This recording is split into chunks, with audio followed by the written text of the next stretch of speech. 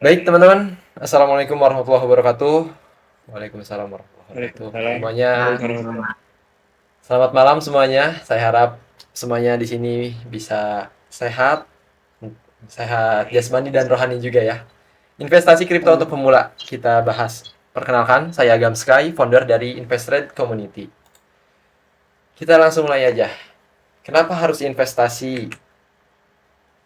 Jawabannya ada banyak, tapi di sini saya ambil tiga aja. Harga barang naik, harga jasa naik, inflasi semakin tinggi, dan yang ketiga, kita tidak boleh naif, kita pengen dapat uang dari investasi.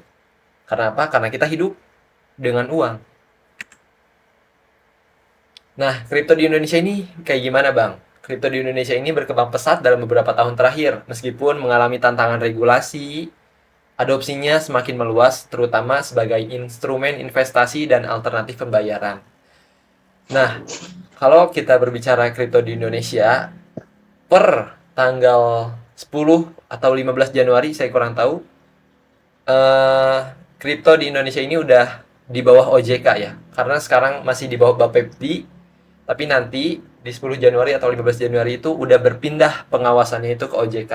Tentunya kalau aset atau instrumen investasi itu sudah berada di bawah OJK, tentunya itu udah sangat-sangat aman. Jadi dan emang juga udah diakui di Indonesia ini. Jadi nggak ada lagi kripto itu sebagai suatu hal yang ilegal. Macam-macam kripto, apa aja bang?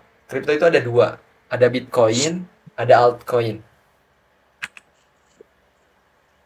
Macam-macam altcoin di sini ada Ethereum, Solana, Ondo, Manta, Dogecoin, Ripple, Fundry.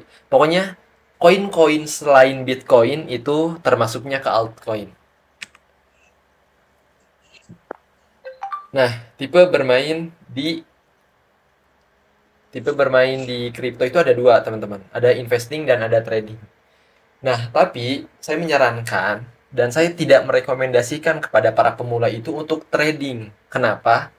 Karena ini hasil riset menunjukkan hanya 3% orang yang bisa trading. Hanya 3% orang yang berhasil trading. Tapi 100% orang bisa yang namanya investing atau investasi. Nah, investasi itu jangkanya panjang, bisa 1 tahun, 2 tahun, 3 tahun, 10 tahun, 20 tahun, itu ya tergantung teman-teman mau investasinya berapa lama. Kalau trading, dia jual beli yang jangka waktunya itu lebih pendek daripada investasi. Nah, kalau trading itu kegiatannya. Nama orang yang melakukan trading itu trader. Nah, di sini itu ada scalping. Scalping itu kita beli dan jual aset kripto itu dalam hitungan menit, dalam hitungan jam. Misalkan saya beli di menit sekarang nih, 5 menit kemudian itu udah saya jual. Nah, itu scalping. Jadi dia jangka waktunya itu pendek banget. Kalau yang intraday, dia tuh mainnya di satu hari. Misalkan beli di pagi hari, jual di malam hari. Atau beli di malam hari, nanti dia jual di pagi hari kayak gitu. Nah, ada juga yang swing. Swing ini saya bisa katakan sebagai semi dari investasi lah. Jadi dia mainnya per pekan atau per bulan. Jadi misalkan saya beli aset kripto di pekan ini di hari Senin, nanti saya jual di Senin pekan depan. Atau saya misalkan beli aset kripto di bulan ini, nanti saya jual di bulan depan. Nah, itu namanya swing. Jadi jangka waktunya lebih lama daripada intraday atau yang scalping. Nah, kita mau beli aset kripto nih. Kita belinya tuh di mana? Nah, ada aplikasi itu kalau kalau saham itu namanya sekuritas. Kalau forex itu namanya broker. Tapi kalau di kripto itu namanya exchange gitu. Cex ini adalah centralized exchange.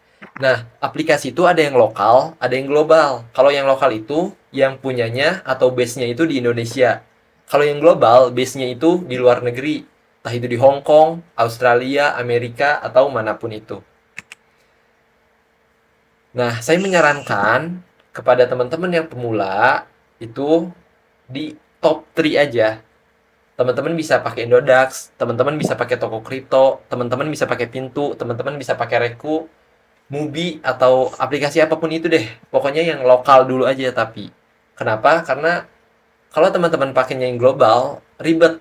Jadi teman-teman pakainya yang ini dulu aja nih. Kalau nggak Indodax, toko kripto, pintu. Udah itu aja. Nah, ini cek di global. Ada Binance, ada Bybit, ada Bitget, ada KuCoin. Terus juga ada Get.io, ada juga nanti CoinX, dan lain sebagainya. Jadi, saya tidak menyarankan kepada teman-teman yang pemula buat bermain di CEX Global. Karena ribet. Pertama, dari depositnya. Terus, kalau di CEX Global itu, kita belinya bukan pakai IDR, bukan pakai rupiah, tapi ada satuannya itu USDT. Jadi dolar, tapi ditokenisasi menjadi stablecoin. Nah, langkah awalnya kayak gimana, Bang? Saya pengen investasi di kripto nih, langkah awalnya kayak gimana? Nah, teman-teman yang pertama bikin akun dulu. Kalau di sini ada teman-teman yang buat akun di link saya, itu kan link dari toko kripto ya. Nah, jadi kita tuh bikin akun dulu biar apa? Biar nanti waktu masuk ke aplikasinya itu kita udah ada akunnya. Ya, jadi yang pertama teman-teman bikin akunnya dulu.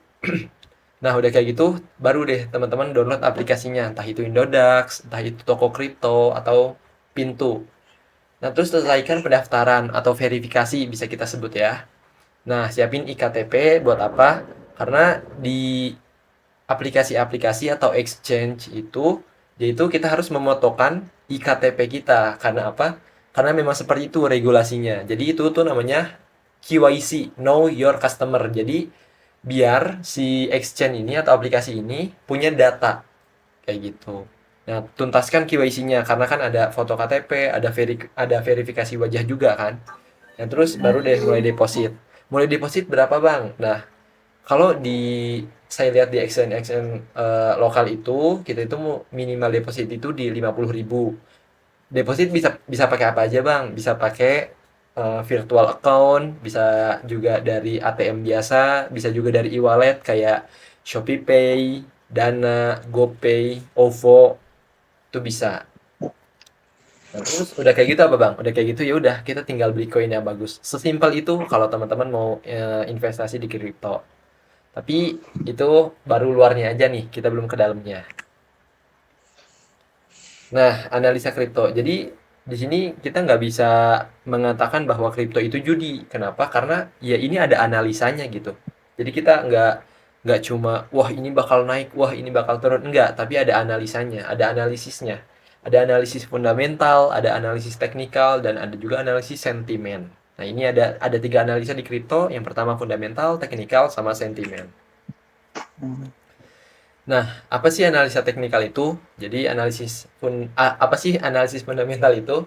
Jadi analisis fundamental itu berfokus pada penilaian nilai intrinsik suatu aset kripto berdasarkan faktor-faktor yang mempengaruhi proyek atau ekosistem blockchain yang mendasari. Nah, jadi kalau fundamental di saham juga ada, di saham juga ada yang namanya fundamental. Jadi gimana sih, apa sih use case, apa sih kegunaan dari si koin kripto ini gitu. Nah, ini ada 6 faktor nih. Yang pertama ada tim dan proyek, ada use case, ada white paper, ada komunitas, ada tokenomic, dan juga ada regulasi. Kita lanjut ke analisis teknikal. Jadi kalau analisis teknikal ini, kita itu menggunakan data historis, harga, dan volume untuk memprediksi. Nah, jadi kita memprediksi nih, kita memprediksi pergerakan harga itu bagaimana di depannya, apakah akan naik atau akan turun. Karena apa? Karena histori atau sejarah itu selalu berulang, kayak gitu. Pendekatan ini lebih berfokus pada pola grafik dan indikator teknis. Nah, teman-teman bisa lihat di sini ada grafik harga, support resisten, indikator teknis, ada volume, ada time frame, ada trend juga. Kita lanjut, analisis sentimen.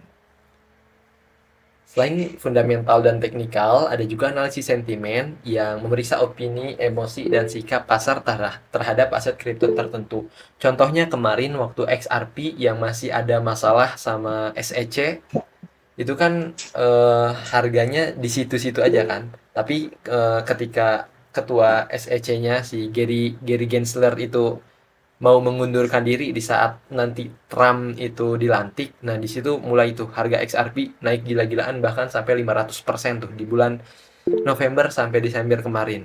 Nah, itu sentimen tuh, teman-teman. Itu bukan bukan dari fundamental, bukan dari teknikal, tapi itu benar-benar sentimen. Contohnya, waktu cycle sebelumnya, ketika Elon Musk itu nge-tweet di Twitter tentang Doge, harga Doge itu bener naik gila-gilaan karena apa? Karena itu tadi ada sentimen. Nah, jadi sentimen ini juga harus kita perhatikan nih. Kita lihatnya di mana? Bisa di media sosial, terus juga ada Fear and Greed Index, juga ada makroekonomi. Karena tidak bisa kita pungkiri, teman-teman. Ketika ada isu perang, contohnya kemarin ada perang Rusia Ukraina, itu market crypto itu jatuh, down, benar-benar down. Ketika ada isu perang antara Israel dengan Palestina, jatuh, benar-benar jatuh juga. Jadi makroekonomi juga ini sangat berpengaruh terhadap investasi di kripto. Kita lanjut, strategi trading kripto kayak gimana? Strategi yang paling mudah di sini ada yang namanya beli di support, jual di resisten. Terus juga ada breakout valid, terus juga ada moving average cross. Nah, tapi itu nanti deh kita bahas lebih lanjut. Nah, ini tadi yang beli support. Nah, support ini daerah bawah nih, teman-teman nih. Di sini tuh daerah support namanya. Nah, bisa kita bilang support itu sebagai lantai dan resisten itu sebagai atap. Jadi kita beli di lantai, nanti kita jual di atap. Karena inti dari inti dari kegiatan berinvestasi atau inti dari kegiatan trading itu kan kita membeli suatu barang, membeli suatu koin di harga yang lebih murah, lalu kita menjualnya di harga yang lebih mahal. Dan dari selisih harga itu kita mendapatkan yang namanya keuntungan. Nah, inti sederhana dari kripto itu seperti itu. Itu basic dimanapun sih, teman-teman nih punya baju, teman-teman punya baju, harga teman-teman beli itu 30.000. Nah, teman-teman jual baju itu di harga 50.000. Selisihnya berapa? 20.000. Nah, 20.000 itu keuntungan yang teman-teman peroleh. Begitupun di kripto. Jadi teman-teman misalkan beli koin di harga 5.000. Nah, terus harganya naik nih sampai 10.000. Nah, berarti itu kan teman-teman jual nih. Nah, di situ teman-teman memperoleh keuntungan. Begitu juga kerugian. Teman-teman misalkan beli beli di harga 10.000, lalu harga koinnya turun sampai 5.000. Nah, berarti di situ teman-teman memperoleh kerugian. Kayak gitu. Itu simpelnya kayak gitu. Nah, strategi investasi di kripto kayak gimana? Investasi cuma satu, di Bitcoin doang. Nggak ada lagi aset investasi selain di Bitcoin. Selanjutnya, kita pakai yang namanya sistem cicil beli. Jadi, misalkan cicil belinya ini seminggu sekali atau sebulan sekali, itu boleh. Jadi, ya disesuaikan sama profil masing-masing. Lalu, kalau kita berbicara tentang investasi, tentunya kita nggak bisa beli dan jual dalam jangka waktu yang dekat. Kalau kita investasi, ya tentunya kita bisa di jangka waktunya yang begitu lama, entah itu 1 tahun, 2 tahun, 3 tahun, atau 6 bulan mungkin. Nah, itu. Nah, ini strategi investasi di kripto nih. Harga turun nih. Harga turun, teman-teman beli, harga naik, teman-teman beli. Harga turun, teman-teman beli, harga naik, teman-teman beli. Jadi terus aja beli. Nanti giliran udah, oh udah nih, kayaknya saya udah cukup di sini, ya udah dijual. Kayak gitu. Simpelnya kayak gitu. Tapi balik lagi tadi ke prinsip sederhananya, kita belinya di harga yang lebih rendah dan jual di harga yang lebih tinggi. Biar apa? Biar kita mendapatkan keuntungan. Intinya kayak gitu. Nah, ini harus ada poin-poin yang teman-teman harus perhatikan. Yang pertama, pemahaman dasar, edukasi. Jadi teman-teman jangan jangan sampai teman-teman di sini nggak mau belajar, karena belajar itu sampai kapanpun ya kita harus belajar gitu. Teman-teman bisa belajar dari TikTok, teman-teman bisa belajar dari Google, teman-teman bisa belajar dari AI, teman-teman bisa belajar dari YouTube, teman-teman bisa baca buku. Pokoknya apapun itu teman-teman bisa kok belajar dari sana. Nah, lalu ada manajemen risiko. Kripto ini aset investasi yang paling beresiko. Yang resikonya itu sangat tinggi. Jadi, kita harus benar-benar memanage resiko itu gitu. Lalu ada keamanan wallet. Nah, tapi karena teman-teman di sini pakainya itu checks yang lokal, jadi menurut saya teman-teman udah nggak perlu memperhatikan ini. Karena ini udah diatur dan udah dijaga sama exchange tadi, analisa pasar. Nah, ini kita jangan masuk ketika harganya mau turun, ketika trennya itu bearish gitu. Tapi kita masuknya itu ketika trennya bullish atau harganya itu mau naik. Nah, ini juga psikologi ini. Aduh, koin yang aku beli nggak naik-naik.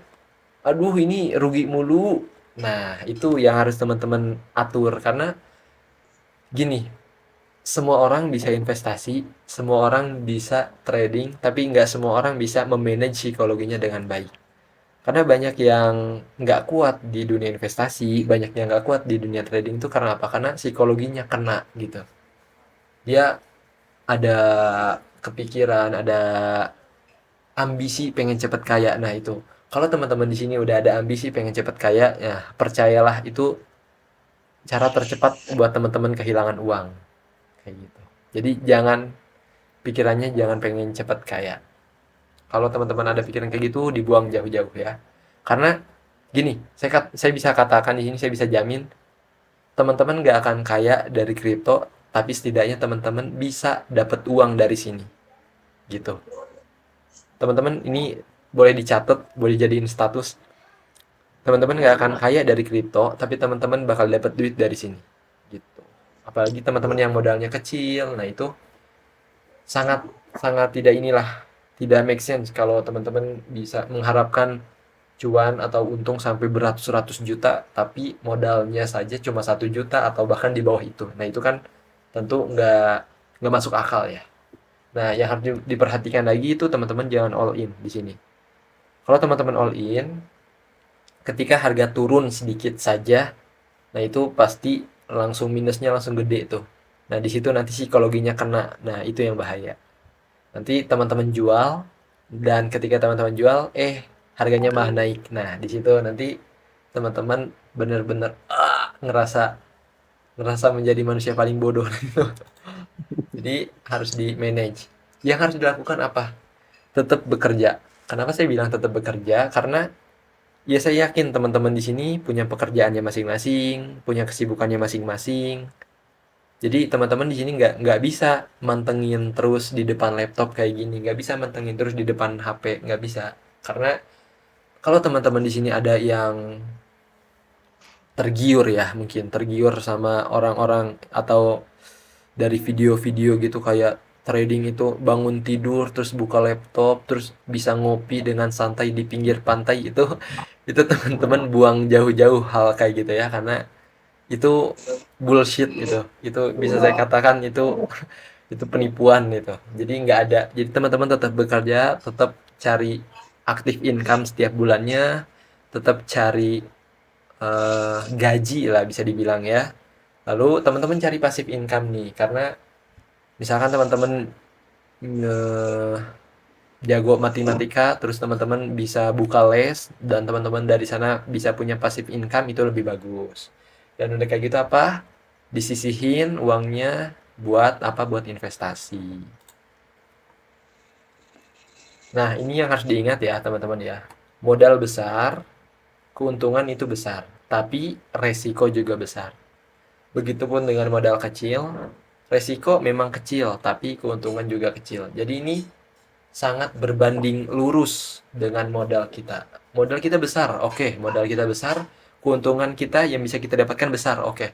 Tetapi resiko kerugian juga besar. Modal kita kecil, oke, di bawah 1 juta. Resiko kita kecil, gak akan sampai hilang beratus-ratus juta atau berjuta-juta. Tapi keuntungan kita juga pasti kecil gitu. Jadi ini berbanding lurus. Yang salah adalah ketika teman-teman modal kecil, tapi teman-teman mengharapkan keuntungan yang besar. Nah, itu tidak akan terjadi. Karena apa? Karena ini berbanding lurus dengan modal teman-teman. Seperti itu. Jadi, kalau di investasi itu kita jangan lihat besarannya, tapi kita lihat itu persentasenya. Kalau persentasenya udah 50% lebih, itu teman-teman harus, saya bisa bilang, teman-teman itu harus merealisasikan keuntungan gitu. Karena di aset investasi mana yang bisa memberikan teman-teman keuntungan sampai 50%? Nah, itu dia. Nah, ini kita udah masuk ke teknis nih. Di sini kalau teman-teman ada yang pakai toko kripto pasti udah ngasing ya sama ini ya. Kita mulai coba dari gimana sih cara deposit. Deposit itu emang buat apa bang? Ya pasti ketika deposit itu ya karena kita mau beli suatu koin gitu kan. Nah, lalu gimana caranya untuk deposit? Yang pertama nih, teman-teman buka dulu aplikasi toko kripto, tapi ini saya yakin di mana juga sama. Tapi di sini saya ambil contohnya dari pakai toko kripto ya. Nah, di sini teman-teman masuk dulu ke halaman utamanya, lalu teman-teman pencet yang ini, setoran IDR.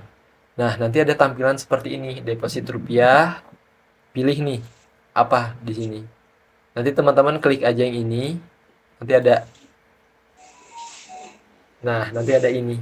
Teman-teman mau deposit pakai Blue by BCA, BNC, atau e-wallet OVO, atau Bank Permata, pakai GoPay bisa, pakai BRI bisa, BSS bisa, Shopee Pay bisa, Dana bisa, link aja bisa. Nah, misalkan di sini kita pakai Shopee Pay nih, kita klik, nanti di sini dimasukin nih jumlah depositnya berapa. Untuk minimalnya, untuk minimal deposit itu tadi udah diterangkan, itu ada di 50.000. Nah, terus nanti tinggal klik bayar sekarang dan ikutin aja instruksinya kayak gimana. Nah, kalau udah deposit, kita ngapain? Nah, ini ada di bawah sini kan ini ada beranda nih, ada beranda, terus di sini juga ada pasar. Nah, kita bisa ke pasar. Lalu, nah di sini ada macam-macam nih, ada Cardano, Arbitrum, Avalanche, BNB, Bome, Bitcoin, Dogecoin, Dogs, Ethereum, Manta. Nah, misalkan kita pencet yang ini ya, kita pencet yang ada ini, yang Cardano ini nih. Nah, nanti muncul seperti ini. Lalu kalau kita pengen beli gimana, Bang? Nah, kita tinggal pencet aja yang ini. Kita tinggal pencet ini. Izin bang, kalau share screen-nya enggak ini bang, Mati enggak bang. bar. Ya Mati mati berarti bang. hilang bang. Gimana? Share screen-nya mati bang. Itu layarnya itu mati. Wait, wait, wait, wait, wait, wait, wait, wait, wait. Oke, aman bang.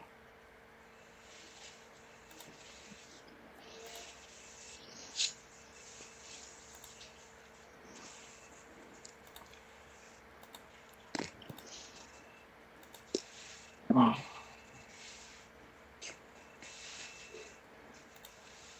Ada. Ada. ada. Oke. Kita lanjut ya. Teknis beli koin ini. Nanti kerap. Nah, teman-teman tinggal pencet aja ini, beli, terus nanti. Nah, di sini yang teman-teman harus perhatikan benar-benar. Jadi di sini, ini itu apa? Ini namanya order block. Kalau yang hijau ini tandanya orang-orang yang ngantri pengen beli di harga segini. Kalau yang merah ini tandanya orang-orang yang ngejual tapi dia ibaratnya ya dia jualan lah, dia jualan di harga segini segini segini nih. Nah, ini di sini teman-teman, kalau untuk yang pemula saya saranin pakai limit aja. Karena di sini tuh ada limit order, ada market order. Apa sih Bang bedanya? Kalau limit order itu kita kayak ngantri nih, kita kayak ngantri, woi gue pengen beli di harga segini nih, nah gitu.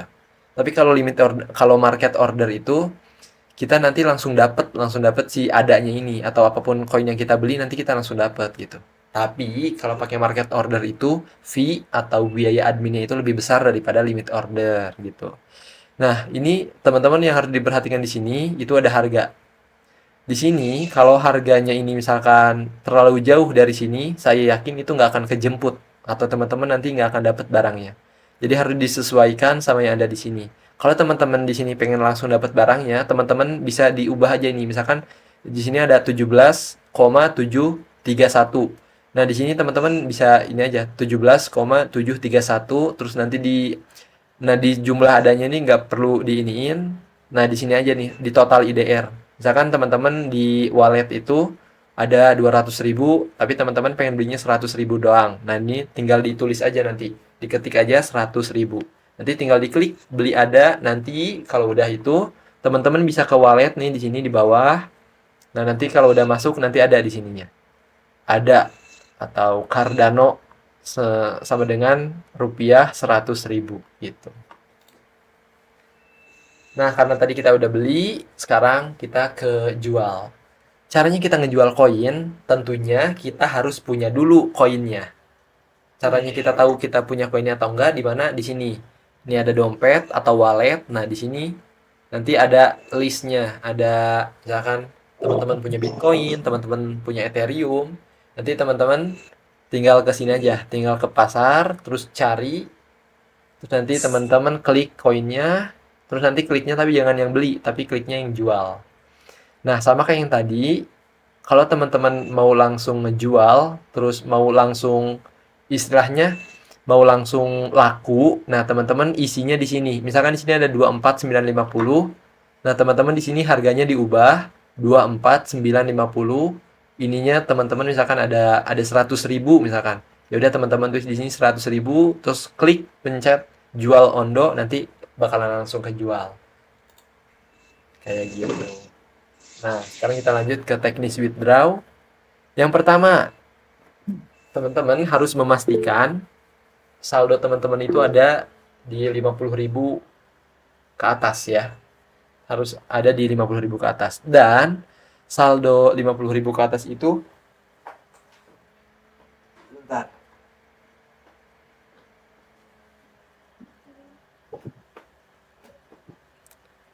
Saldo di 50.000 ke atas itu harus dalam bentuk IDR atau Indonesian Rupiah. Nah, ininya ada 50.000 ke atas. Kalau nggak ada 50.000 ke atas nanti nggak bisa ditarik. Ini juga yang harus diperhatikan, teman-teman harus punya rekening. Kalau teman-teman nggak punya rekening, nggak bisa ditarik, gitu ya. Rekeningnya apa bang? Rekeningnya bebas, mau apapun itu bisa. Nah, jadi teman-teman nanti klik ini, penarikan, udah kayak gitu, klik yang ini, Indonesian Rupiah atau IDR. Nah, udah kayak gitu teman-teman bisa tambah akun di sini. Nah, nanti teman-teman pilih aja banknya teman-teman apa. BRI kah, BCA kah, BNI kah, atau Cbank kah, itu teman-teman pilih aja di sini. Kalau e-wallet nggak bisa, harus yang namanya rekening. Jadi teman-teman harus punya rekening biar teman-teman bisa withdraw gitu.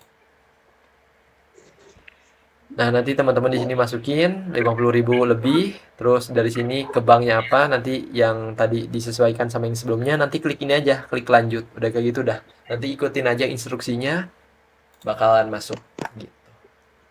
Nah, ini kita sekarang ke pembagian portofolio ya. Biar portofolio kalian aman, ini saya ngasih yang paling aman.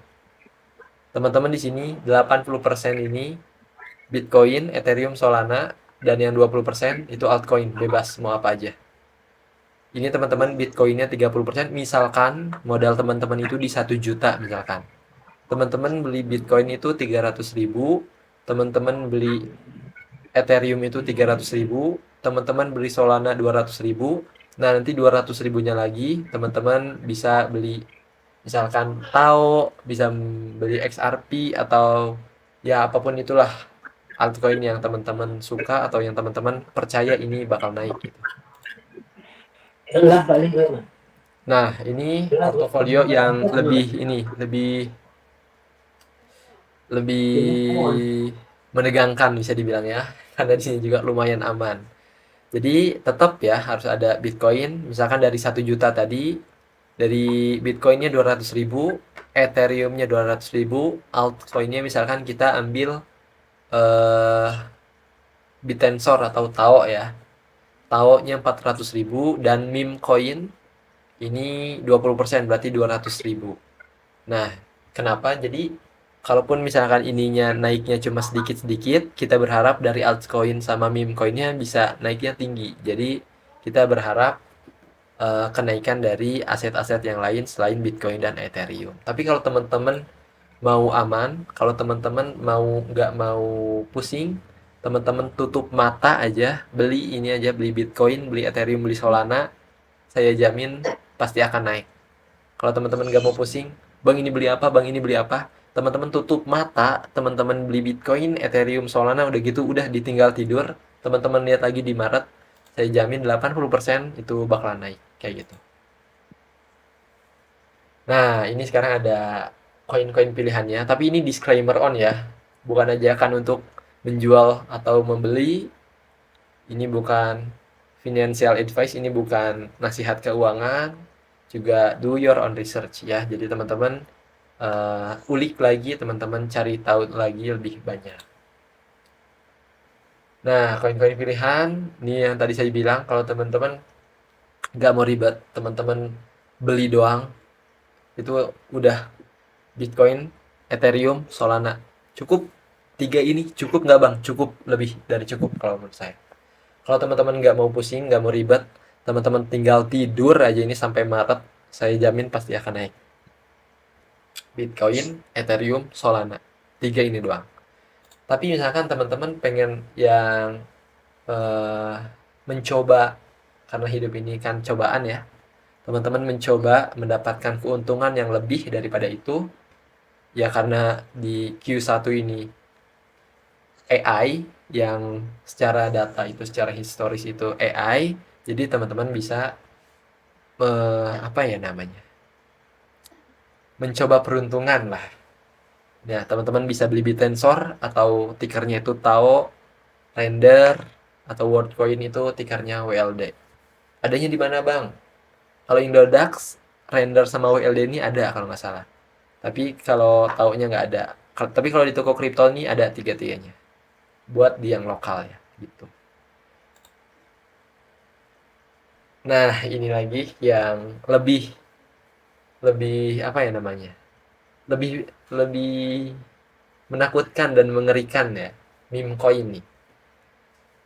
Meme coin teman-teman kalau mau ya sama kayak tadi mencoba memperoleh peruntungan lebih ya teman-teman bisa ke PP, Doge atau Shiba. Tapi ya tadi udah dikasih tahu kan gimana untuk pembagiannya. Tetap ada Bitcoin, tetap ada Ethereum, tetap ada Solana, tapi